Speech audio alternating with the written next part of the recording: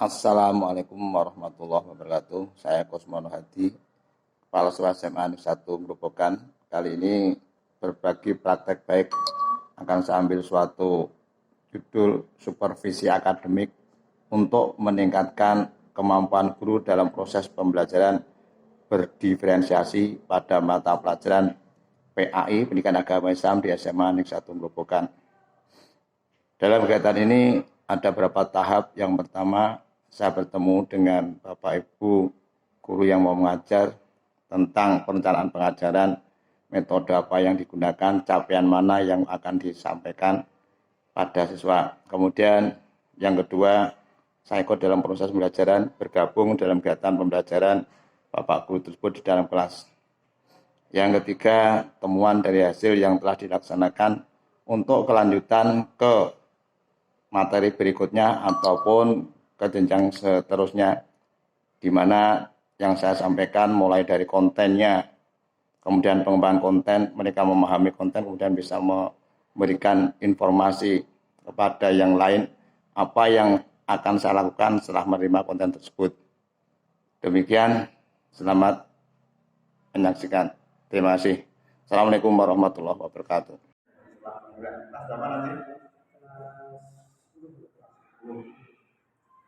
Bisa dimanfaatkan untuk diferensiasinya. Pembelajaran diferensiasi bisa nggak bisa melaksanakan itu? Kira-kira kalau jenengan mencoba kesulitannya apa untuk model pembelajaran diferensiasi untuk pelajaran PAI, terutama nanti yang sampaikan yang kita mempelajari jalan Rasulullah ya. Kira-kira yang masalahnya agak sulit bagaimana untuk proses belajar belajarnya. Untuk menyampaikan proses ini karena orientasi di objek Rasulullah dalam berdakwah itu kan masyarakat Arab. Ya, kemudian ini yang agak kesulitan juga satu untuk menggambarkan itu, kemudian terkait dengan situasi dan kondisi kan khususnya kita itu berada di sana ada seperti ini masyarakat Arab. Sementara saat ini kita hanya melalui video seperti ini Pak ya, pembelajaran diferensiasi itu ahli nanti bisa ambil, bisa kita ambil kontennya aja. Konten itu materi yang dimaksudkan itu. Jadi mungkin tidak usah ke sana ya, karena kita pelajari jalan sebagai kan harus ke sana. Jadi dia punya materi yang pokok bahwa berdoa Rasulullah itu yang seperti apa, yang bagaimana, kemudian di situ teladan-teladan yang diambil apa. Hal-hal seperti itu anak-anak bisa menyimpulkan yang intinya itu kalau Rasulullah berjuang, yaitu Rasulullah mempunyai sifat-sifat seperti ini yang dijalankan seperti ini, namanya konten. Dan nanti diharapkan anak-anak ya Pak, nanti ada itu proses dia mulai menilai. Berarti seperti itu sebagai teladan. Sekarang apa yang bisa aku lakukan dari teladan itu? Anak suruh maju menceritakan. Kalau kamu dari teladan itu, dari yang perjalanan Nabi itu, apa yang bisa kamu pelajari untuk kamu belajar di sekolah ini, kamu bermasalah seperti apa? Itu sudah bisa mempresentasikan. Misalkan nanti yang nanti anak, kemudian nanti mungkin saya, nggak mungkin ya nanti saya tetap ikut di kelas untuk melihat proses pelaksanaan yang tersebut. Ya, tanpa mengurangi kompetensi inti yang saya sampaikan. Kelas 10 ya sudah alhamdulillah depan nanti disampaikan hanya proses saja, yang penting kontennya didapat.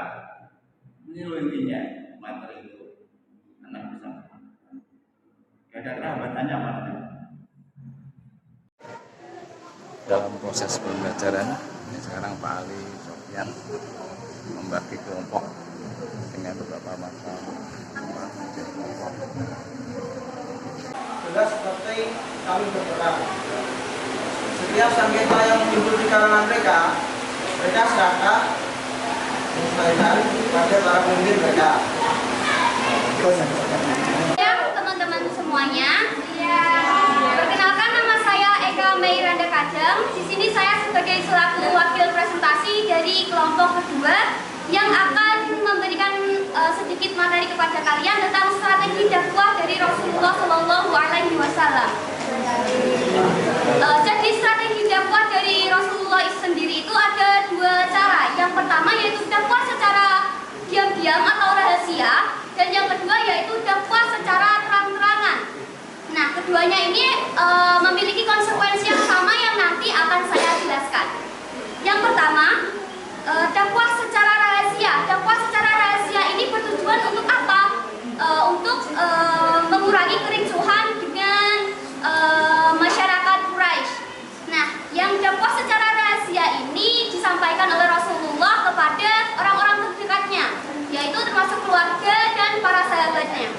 Yang kedua yaitu dakwah secara terang-terangan, yaitu Rasulullah itu naik ke bukit untuk menyerukan tauhid la ilaha illallah. Nah, keduanya ini memiliki konsekuensi yang sama, yaitu memicu kericuhan dengan masyarakat Quraisy. Masyarakat Quraisy itu merupakan masyarakat yang saat itu menyembah berhala, teman-teman. Itu saja yang bisa saya sampaikan presentasi kali ini. Semoga ilmunya dapat bermanfaat untuk kalian. Sekian, wassalamualaikum warahmatullahi wabarakatuh. Waalaikumsalam.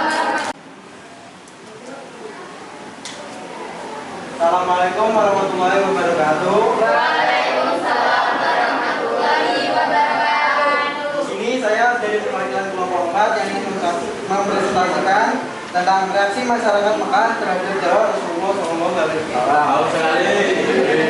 Terdapat 3 golongan. Yang pertama yaitu orang yang menerima ajaran Nabi Muhammad SAW. Alasan orang-orang tersebut menerima dakwah ajaran Nabi Muhammad SAW adalah mereka meyakini bahwa ada yang disampaikan Nabi SAW adalah berdasarkan wahyu. Yang kedua, keteladanan Nabi Muhammad SAW yang dilakukan dalam kesehariannya. Yang ketiga, ajaran yang dibawa beliau bersifat rasional. Yang keempat, dalam melakukan syiarnya, beliau tidak melakukan kekerasan. Yang kedua yaitu yang menolak atau menentang ajaran Nabi Muhammad. Alasannya yaitu yang pertama, mereka khawatir Tuhan mereka akan tidak disembah oleh masyarakat Mekah. Yang kedua, ajaran yang disampaikan Rasulullah bertentangan dengan ajaran yang mereka lakukan selama itu. Yang ketiga, mereka takut akan kehilangan kekuasaannya. Yang ketiga, ada yang berpura-pura menerima ajaran Nabi Muhammad.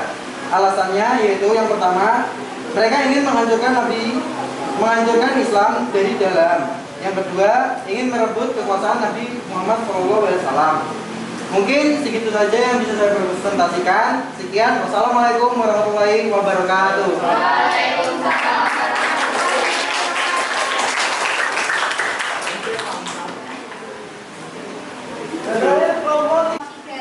Di sini saya ingin membacakan tentang substansi dakwah Rasul periode Mekah. Berikut beberapa substansi dakwah Rasulullah periode Mekah. 1. Keesaan Allah Subhanahu wa taala. Nabi Muhammad berdakwah untuk kaum Muhajirin Ansor agar mengesahkan Allah Subhanahu wa taala, Tuhan yang tidak beranak maupun diperanakan dan tidak ada setara dengannya. 2. Hari kiamat sebagai hari pembalasan. Nabi Muhammad berdakwah tentang adanya kehidupan setelah kematian. 3. Kesucian jiwa. Nabi Muhammad berdakwah agar selalu mengingatkan para pemeluk agama Islam agar senantiasa beriman dan menjauhi larangan yang menghasilkan perbuatan dosa. 4. Persaudaraan dan persatuan. Nabi Muhammad berdakwah bahwa sesama muslim dan sesama orang beriman merupakan saudara Islam mengajarkan hal tersebut agar saling menolong dalam kebaikan. Sekian dari saya. Wassalamualaikum warahmatullahi wabarakatuh. Waalaikumsalam warahmatullahi wabarakatuh. Pak Ali, kemarin saya sudah melihat dari kegiatan proses belajar mengajar yang isinya memang saya tahu untuk perjuangan dakwah Nabi Muhammad SAW dan buat 4 kelompok. Yang pertama kondisi masyarakatnya, memang betul dimulai dari kondisi masyarakat. Kemudian kelompok yang kedua strategi dakwahnya, kemudian substansi atau isi dakwah. Yang keempat reaksi masyarakatnya. Saya sudah melihat anak-anak mulai menyampaikan itu. Yang penting tadi sudah itu anak-anak diberi kesempatan untuk menyampaikan. Jadi dia sudah tahu kontennya, sudah dapat ya. Kontennya sudah dapat. Untuk pengembangan kontennya itu anak bisa berkomunikasi, menyampaikan. Ya, yang terbaik, teladan apa yang bisa diambil dari perjalanan Nabi tersebut.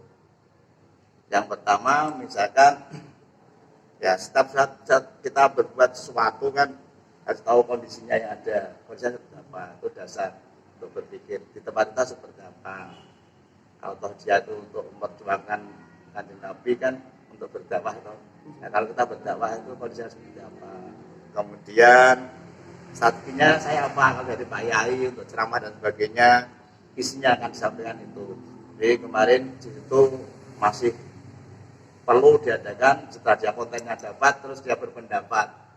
Dan kemarin belum sampai sana pakai itu nanti sampai sana untuk perubahan seperti itu. Jika kontennya dapat, apa yang saya lakukan setelah melihat perjalanan Nabi seperti itu. Ya, saya bagaimana? Saya generasi penerusnya menyampaikannya seperti apa. Ada 4 hal tadi yang disampaikan ke anak-anak sudah bisa mulai mengutarakan. Dan dari kedepannya nanti untuk pertemuan berikutnya, panjenengan bisa menyampaikan apa yang kamu kerjakan sesuai dengan contoh Nabi Muhammad dalam menjalankan dakwahnya. Contoh itu sebagaimana sekarang kamu sebagai Pak Yai ataupun sebagai ulama menyampaikan dengan 4 dasar tersebut, kamu harus bersuatu pendapat dengan kondisi yang ada. Nah, itu nanti to be continue di kemudian hari saya ingin tahu anak tersebut membicarakan tentang hal itu. Betul lagi. Nah nanti hasil produknya anak suruh membuat substansinya untuk menyampaikan ke masyarakat apa sampaikan. Dan nanti setelah itu anak-anak bisa latihan untuk berdakwah.